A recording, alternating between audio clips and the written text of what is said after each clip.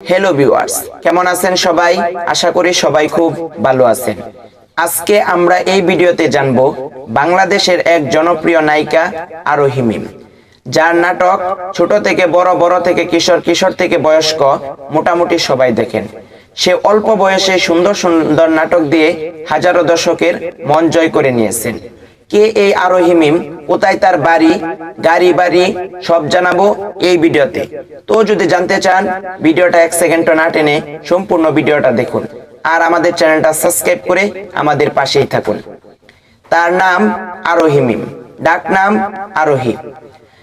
তার জন্মস্থান ধানমন্ডি, ঢাকা, বাংলাদেশ। গ্রামের বাড়ি বরিশাল।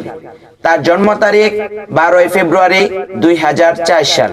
ওই তুলনায় তার বর্তমান বয়স 20 বছর। তার জাতীয়তা বাংলাদেশ, ধর্ম ইসলাম। আরোহী মিমের উচ্চতা 5 ফুট 3 ইঞ্চি, ওজন 50 কেজির মতো। সে পেশায় টিকটক স্টার ও অভিনেত্রী। আরোহী মিম সর্বপ্রথম টিকটক ও লাইকির থেকে ভাইরাল হন। তারপর থেকে শুরু হয় ইউটিউব জগৎ ও নাটকের জগৎ। সে কষ্ট ও শ্রম করে আজ এত দূর আসলেন। কষ্ট ও শ্রম তাকে আজকে এত দূর নিয়ে আসলেন।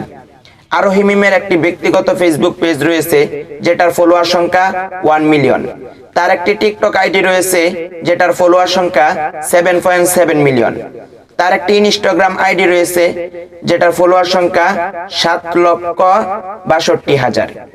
আমার দেখা আরোহী মিমের কিছু জনপ্রিয় ভাইরাল নাটক রয়েছে, যেই নাটক দিয়ে হাজারো দর্শকের মন জয় করে নিয়েছেন।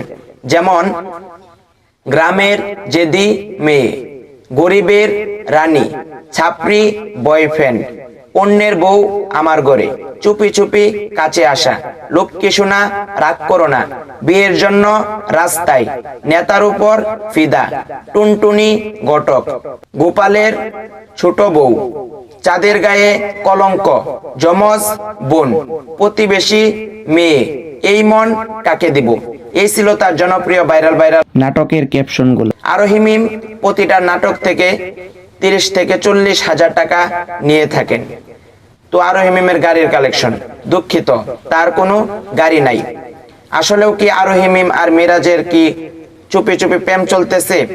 আগে তারা দুইজন বয়ফ্রেন্ড ও গার্লফ্রেন্ড ছিল, কিন্তু এখন তাদের বিচ্ছেদ ঘটে যায়।